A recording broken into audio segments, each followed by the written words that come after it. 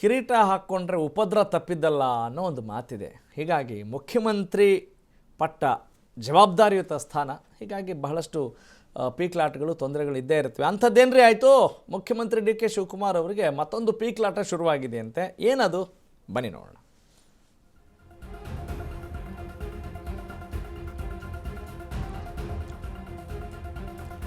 S, he is facing many challenges, of course.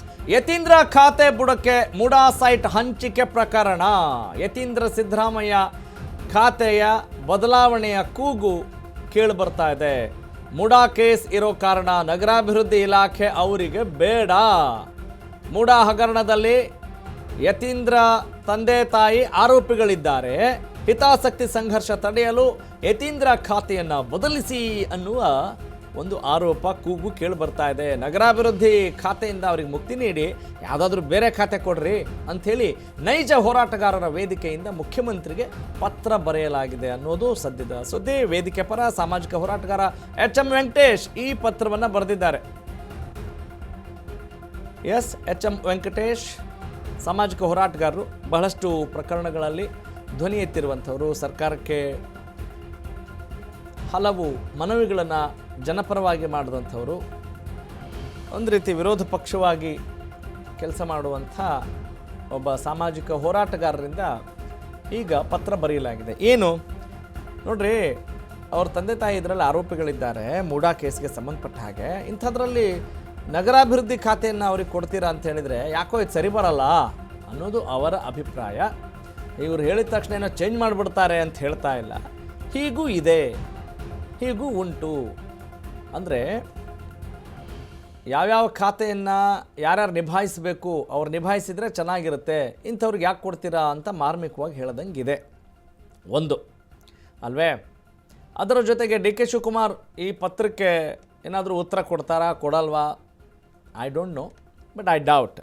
ಇದಕ್ಕೆಲ್ಲ ಉತ್ತರ ಕೊಡ್ತಾ ಕೂತ್ಕೊಳ್ಳೋಕ್ಕಾಗತ್ತಾ, ನಮ್ಗೆ ಹೆಂಗೆ ಇಷ್ಟ ಬೇಕು ಹಂಗೆ ಮಾಡ್ತೀವ್ರಿ ಅಂತ ರಾಜಕಾರಣಿಗಳು ತಮ್ಮದೇ ಆದಂಥ ಒಂದು ಉಮೇಧಿಯಲ್ಲಿ ನಡವಳಿಕೆಯನ್ನು ಪ್ರದರ್ಶಿಸ್ತಾ ಇರ್ತಾರೆ, ಆಡಳಿತವನ್ನು ಕೊಡ್ತಾ ಇರ್ತಾರೆ. ನಮಗೆ ಬೇರೆದ್ದೇ ತಲೆ ಬಿಸಿ ಇದೆ, ಇಂಥದ್ರಲ್ಲಿ ಇವ್ರು ಬೇರೆ ಅದನ್ನು ಬದಲಿಸಿ ಇದನ್ನು ಬದಲಿಸಿ ಅಂದರೆ ಏನ್ರಿ ಮಾಡೋದು ಅನ್ನುವ ಯೋಚನೆ ಕೂಡ ಇರ್ಬೋದು. ತುಂಬ ಇಂಪಾರ್ಟೆಂಟಾಗಿ ಇದು ಸದ್ದಾಗುತ್ತಾ ಇಲ್ವಾ ಗೊತ್ತಿಲ್ಲ at this point of time. ಒಟ್ಟಿನಲ್ಲಿ ಸದ್ಯಕ್ಕೇನು ಮ್ಯಾಟ್ರ್ ಏನು ಅಂತ ಹೇಳಿದರೆ, ಯತೀಂದ್ರ ಅವರ ತಂದೆ ಅಂದರೆ ಸಿದ್ದರಾಮಯ್ಯ ಆಗಿರಬಹುದು ಮತ್ತು ಸಿದ್ದರಾಮಯ್ಯ ಅವರ ಪತ್ನಿಗೆ ಸಂಬಂಧಪಟ್ಟ ಹಾಗೆ ಮುಡಾ ಕೇಸ್ ಯಾವ ರೀತಿ ಉರುಳಾಗಿತ್ತು, ಅದನ್ನು ಸೈಟ್ಗಳನ್ನು ವಾಪಸ್ ಕೊಟ್ಟರು, ಅದು ಬೇರೆ ಪ್ರಶ್ನೆ. ಆದರೆ ಅಂಥ ಒಂದು ಪ್ರಕರಣ ಅವ್ರ ಮೇಲೆ ಇತ್ತು, ಅವರು ಆರೋಪಿಗಳಾಗಿದ್ದಾರೆ.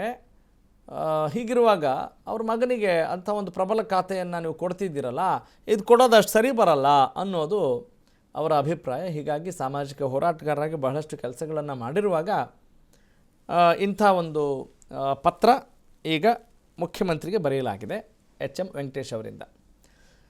ಎಸ್, ದೀಪಾ ಕುಕ್ಕುವಾಡ ನಮ್ಮ ಪೊಲಿಟಿಕಲ್ ಕರೆಸ್ಪಾಂಡೆಂಟ್, ನನ್ನ ಕಲೀಗ್, ಮತ್ತಷ್ಟು ಮಾಹಿತಿ ನೀಡ್ತಾರೆ. Yes Deepa, what is the matter? ಇದೇನು ತುಂಬ ಇಂಪಾರ್ಟೆಂಟ್ ಆಗುತ್ತಾ?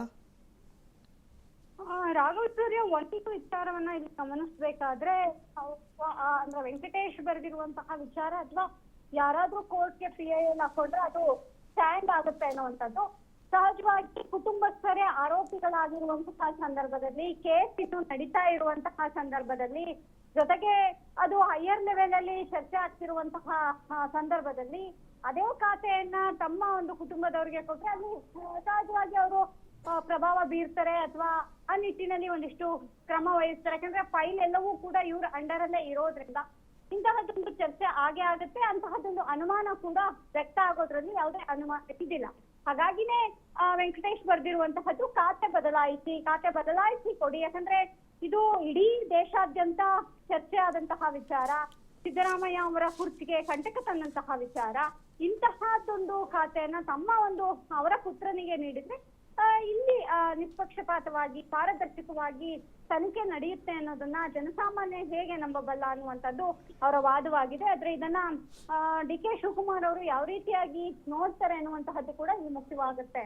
Raghav Surya. Got it. Thank you Deepa.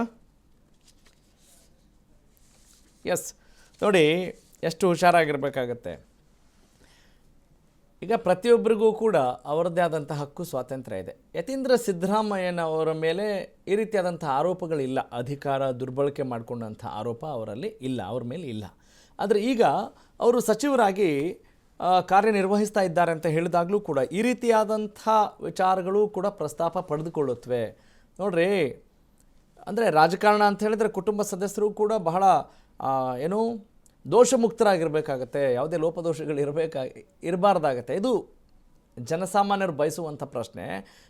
ಹೇಗೆ ಇಂಥವ್ರನ್ನೆಲ್ಲ ನಾವು ನಂಬಬೇಕು ಅನ್ನುವ ಒಂದು ಕಾಳಜಿಯನ್ನು ಇಟ್ಕೊಂಡು ಆ ಒಂದು ವಿಚಾರವನ್ನು ಗಂಭೀರವಾಗಿ ಪರಿಗಣಿಸಿ ಜನಮಾನಸದಲ್ಲಿ ತಪ್ಪು ಅಭಿಪ್ರಾಯ ವ್ಯಕ್ತವಾಗಬಾರದು ಅನ್ನುವ ಉದ್ದೇಶದಿಂದ ಎಚ್ ಎಂ ವೆಂಕಟೇಶ್ ಅವರು ಪತ್ರ ಬರೆದಿದ್ದಾರೆ ಅಂತ ಇಲ್ಲಿ ಹೇಳಬಹುದಾಗಿದೆ.